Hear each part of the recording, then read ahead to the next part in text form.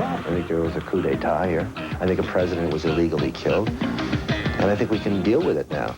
JFK, the movie, explodes on the screen, triggering new controversy and rekindling old memories.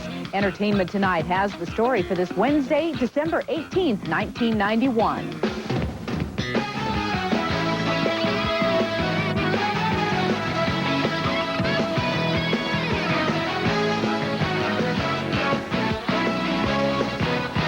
Hi, everybody. Thanks for being with us. I'm Lisa Gibbons. John Tesh is away this week. And I'm Mary Hart. For nearly 30 years, Americans have been trying to forget the horror of November the 22nd, 1963, the day President John F. Kennedy was assassinated in Dallas. Last night in Hollywood, the memories came flooding back at the premiere of the year's most controversial movie, JFK. The requisite quotient of Hollywood glitz and star power was in place last night for the premiere of director Oliver Stone's blistering new film about the John F. Kennedy assassination, titled JFK. Why was Kennedy killed? Who benefited? Who has the power to cover it up? Kevin Costner plays New Orleans District Attorney Jim Garrison on the trail of the mystery about Kennedy's death. This was the official version of the assassination as presented by the 7-member Warren Commission 10 months after Kennedy's death. The commission reports that the fatal shots that entered President Kennedy's head and throat were fired by Lee Harvey Oswald from the Texas School Book Depository, acting solely by himself. But Stone in his movie comes to a very different conclusion. The guy couldn't do the shooting. I was a rifleman and just sitting in that 6th floor window. It's impossible. It's just impossible to do the shooting job that is described to him. But even prior to the release of his movie, the press has vilified Stone. Newsweek called his work twisted history, and Warren Commission attorney and Kennedy author David Bellin, quoted in the Washington Post, called Stone's film, quote, a big lie that would make Adolf Hitler proud, end quote. Still, Stone perseveres. I think there was a coup d'etat here. I think a president was illegally killed. And I think we can deal with it now. Stone's theory in JFK, based on scores of research documents and books, is that Kennedy was killed by a CIA and military-controlled conspiracy within the United States government, killed because Kennedy planned to pull out of Vietnam. Kennedy researcher and author David Lifton agrees with Stone and applauds his courage in the movie. It's an enormous consciousness raiser. It's going to inoculate a whole generation of Americans against the myth of the Warren Report. Critic Tom Shale says Stone's work raises important questions. I don't think it pretends to tell the whole truth. If it did, it would really be Ollie's folly if it did, but I think it'll promote a healthy skepticism in people who are too young to remember the actual assassination. And at the Hollywood premiere, the reaction was strongly favorable. There's so many things packed into that 3 hours. It's astonishing, the information. It's a very, very important film, and I think every young person in America should see this film. Knowing the kind of research and work that Oliver does, anybody is entitled to their own opinion. There he is! And he does his research. JFK opens in theaters across the country the day after tomorrow. Actor Kevin Costner stars in JFK, portraying Jim Garrison, who was in real life the district attorney of New Orleans. And it was Jim Garrison who became one of the most controversial figures in the years following JFK's death. He was one of the first to suggest that the Warren Commission account of the assassination did not fully reflect what actually happened. Nobody's saying this is the only story. That we're saying this is our story, and we're confident in it, and we're confident behind the direction of Oliver Stone. Kevin Costner, who was just 8 years old at the time of the Kennedy assassination, is well aware of the controversy that JFK has created. I saw a flash of light in the bushes, and that last shot. Does it trouble you, Kevin, that for a generation of moviegoers, this will become definitive history in a sense? I don't think so. I think, you know, we elected to do one story. Somebody can turn around and do another story, and if their story seems to have weight, they will be able to attract world-class actors. I mean, I'm not the only person in this movie. We're talking about Tommy Lee Jones and Sissy Spacek, and, you know, Donald Sutherland and John Candy, and I'm leaving people out, Jack Lemmon. These are people that have a lot of common sense and a lot of integrity. So, you know, I'm not propping this movie up as a 10. I read it, I made sense. So did those 10 people. Did you buy the official story growing up?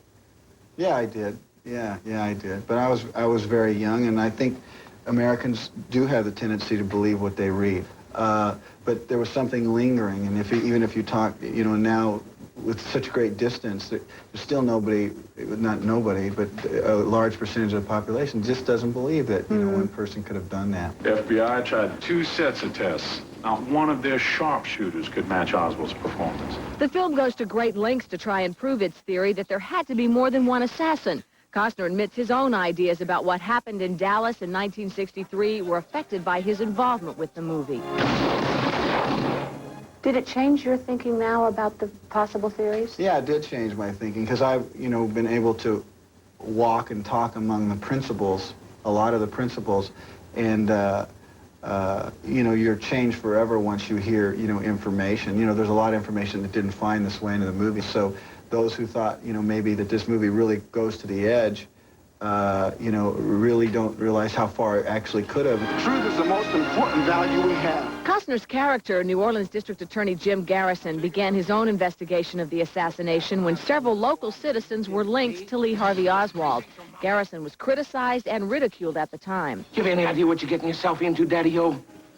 The government's gonna jump all over your head, Jimbo, and go cock-a-doodle-doo.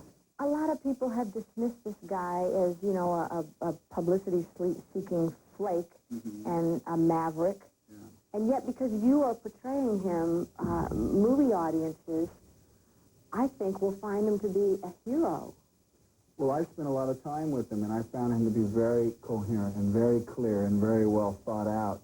And a lot of times when someone has a knee-jerk response to something, it quickly fades. This man's still on fire 30 years later. I find Garrison very attractive in his bravery, in his courage, in his conviction, in his command of the King's English. You know, I find him a very attractive character. The fact that he has glasses and gray hair doesn't make him dweeb of the week, you know.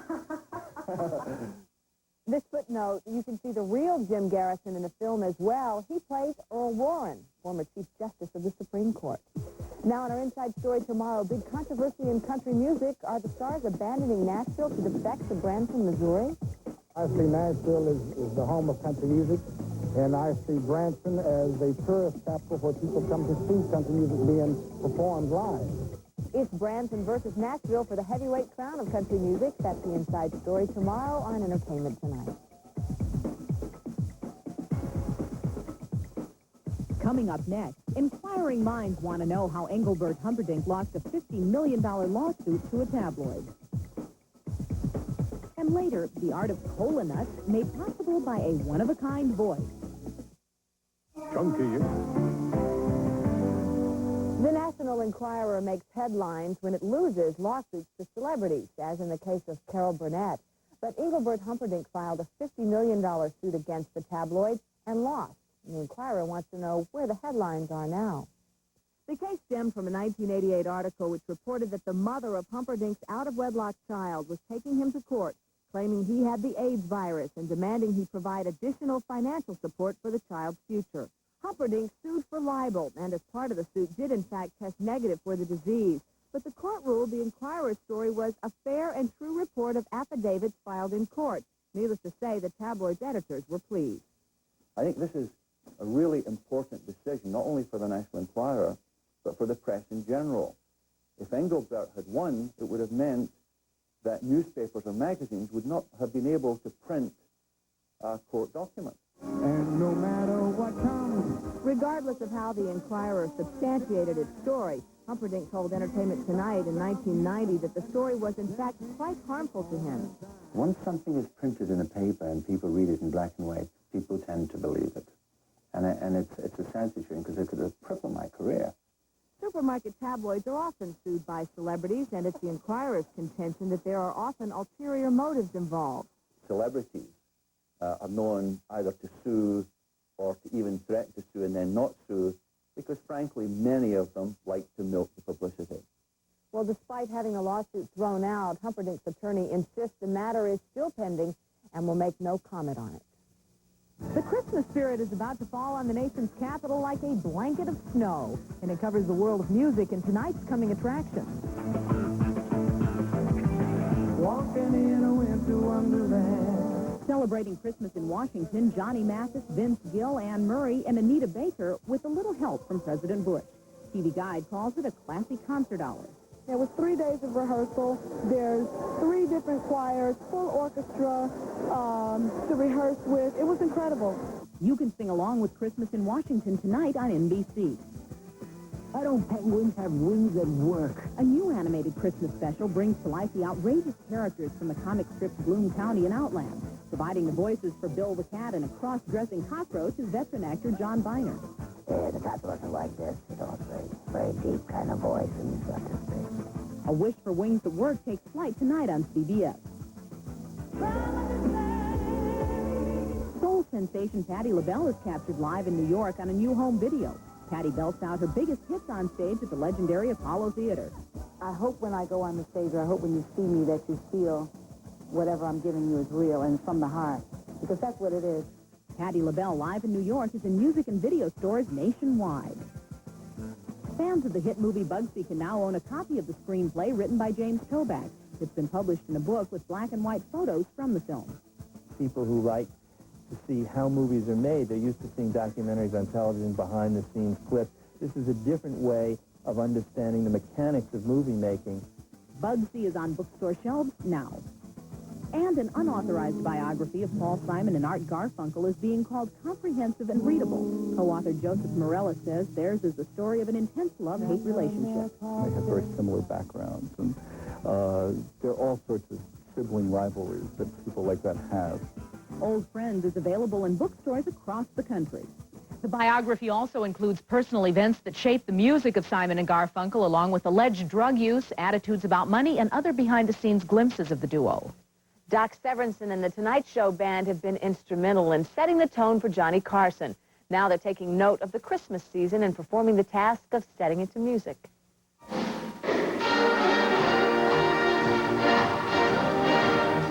After 30 years with Johnny Carson, the Grammy Award-winning Tonight Show Band will be leaving with him next spring. But their music will live on. Doc Severinsen has gotten into the swing of the holidays with the Philharmonic Strings to record a new album of Christmas classics. It's sort of our way of saying, well, it's been nice playing for you folks all these years. Here's another chance to hear it.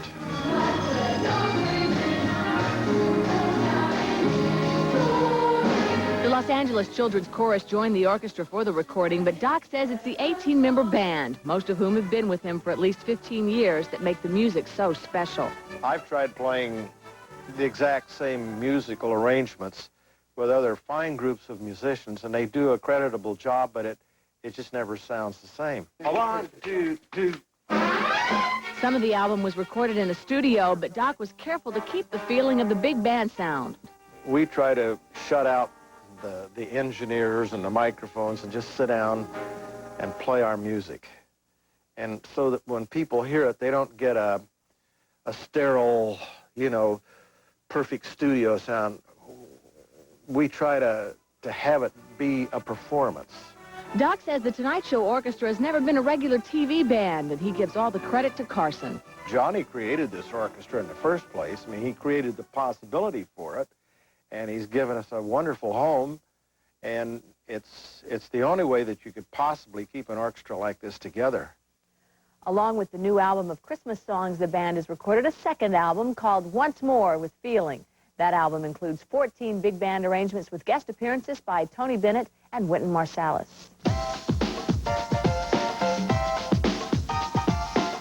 Coming up next, his name is Geoffrey Holder, and you'll recognize him as soon as he opens his mouth. Back.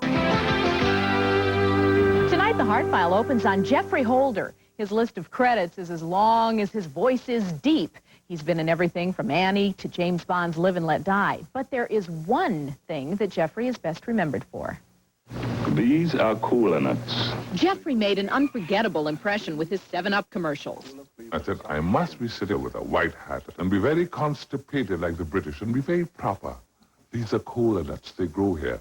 These, on the other hand, are uncooler nuts. With his distinctive West Indian accent, Geoffrey's voice is his trademark. I'm blessed, I'm telling you. I had it. The voice just happened. I'm really a soprano. When he's not performing, Geoffrey collects art, a lot of art. Valuable enough to be in a museum, that's just where it's wound up. He's launched a 2-year national tour of his private collection. I'm so glad I have that one. Having Jeffrey and his wife Carmen show us around their Chicago exhibit was like watching them catch up with old friends. This is his favorite piece, A Mechanical Man. I was in a taxi and I saw this man, and he looked exactly the way I looked when I was young and lovely. From sculptures to Nigerian puppets, voodoo bottles, and Haitian art. Somehow it all goes together. My favorite sculptor, of course, is Michelangelo, you see. Back at home, he and Carmen share a love of art. She even did this sculpture of her famous husband. They told us the secret of their 36-year marriage. We don't argue.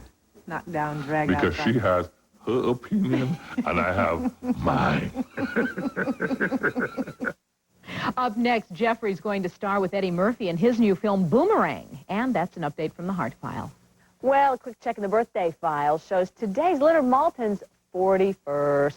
He joins us with a list of gifts on video to celebrate that occasion or any other big holidays that just might happen to be coming up. Leonard, no other holidays as big as your birthday. Oh, thank you, Lisa. Thanks Have a very happy much. one. You know, everywhere you turn, you see ads and commercials these days promoting video cassettes as Christmas gifts. I don't think they're for my birthday. But there's no shortage of hot titles out there, from Fantasia to Home Alone. What I've got is a number of deluxe video gifts worth considering that they run the gamut of entertainment with, from the classics to out of this world. All right, Mr. Zulu. Let's see what she's got. While Star Trek VI is entertaining movie audiences in theaters, this box gift set offers fans the first 5 Star Trek movies on video, along with 3 limited edition lapel pins and a commemorative certificate from the late Gene Roddenberry. The Godfather trilogy comes packaged along with a documentary on the making of these 3 extraordinary films. And while we're in Sequel City, you can buy a box set of Back to the Future 1, 2, and 3 with a making-of cassette and a twin pack featuring Die Hard 1 and 2.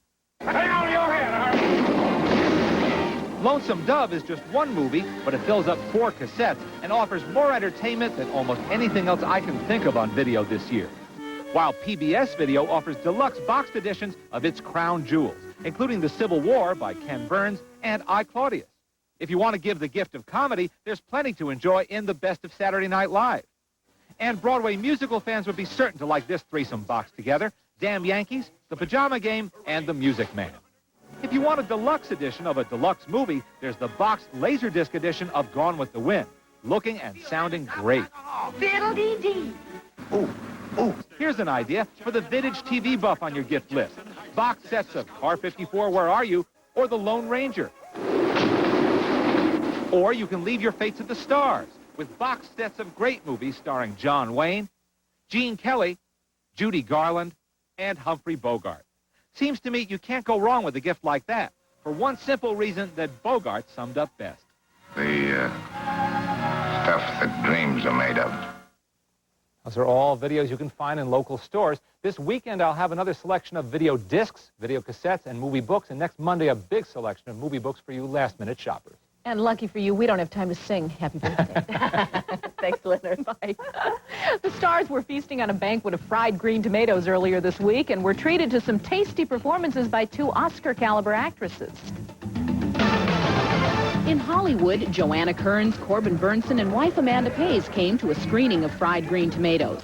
The film stars Oscar winners Jessica Tandy and Kathy Bates as 2 Southern women who become close friends while talking about growing up in the South a half-century ago. It's about relationships, it's about friendships, it's about love, it's about a life. At Paramount Studios in Hollywood, the 4th annual Project Robin Hood Party helped out the Los Angeles Regional Food Bank. The event was dreamed up by several talent executives. Among their famous clients donating food were Dennis Miller, Julianne Phillips, and Robert Englund. This is a good cause and a good time, and you don't pass those up. In New York, Dave Brubeck led some of the greats in a jazz nativity concert. In costume as the 3 wise men were Jimmy Slide, who tapped up a storm, trumpeter John Faddis, and the great Lionel Hampton, who brought down the house. $18,000. And at Sotheby's in New York, they sold off Jimi Hendrix guitar. The instrument that helped launch Bill Haley's career, a 1948 Gibson, went for $27,000. Madonna's Like a Virgin dress fetched only $11,000. Auctioneer David Redden said business was good. When the prices start moving up, a lot of material suddenly appears. Is it 5 minutes yet? 4 to go. reducing for the holidays. Hey, and speaking of reducing for the holidays, Payless Drugstore is trimming prices on lots of holiday items, like this AT&T cordless phone, now just $89.99, or the Gold Star VCR marked down to just $189.99.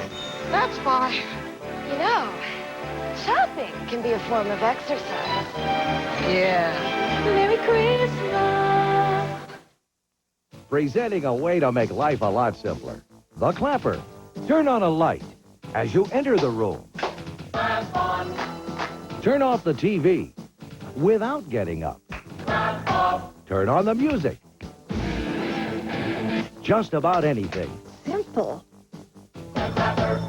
Turns things on and turns things off from anywhere in the room. The Clapper's easy to use. Plug into the wall.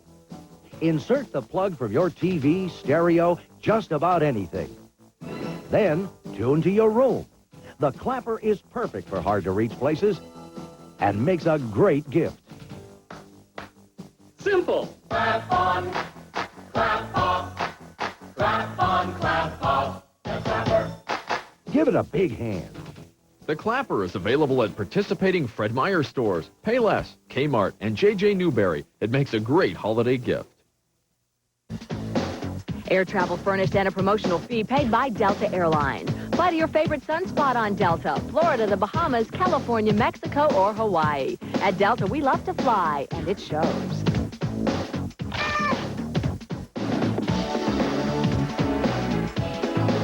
Celebrating birthdays today, as we told you, our own Leonard Maltin turns 41.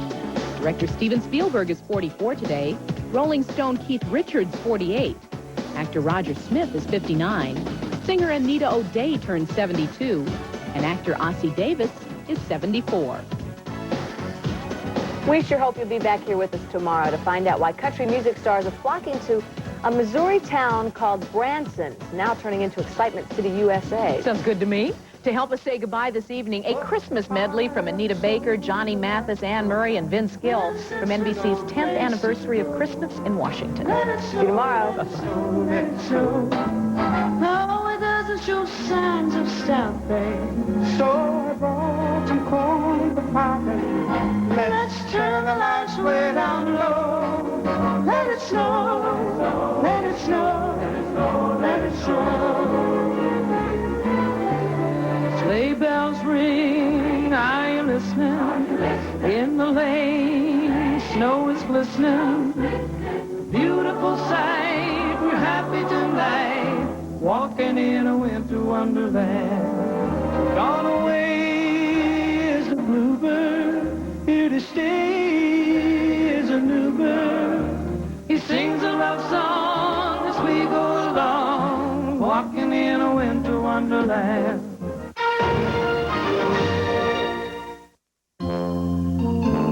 Don't wait to lose weight. Make your holiday a little happier by getting started on your New Year's resolution.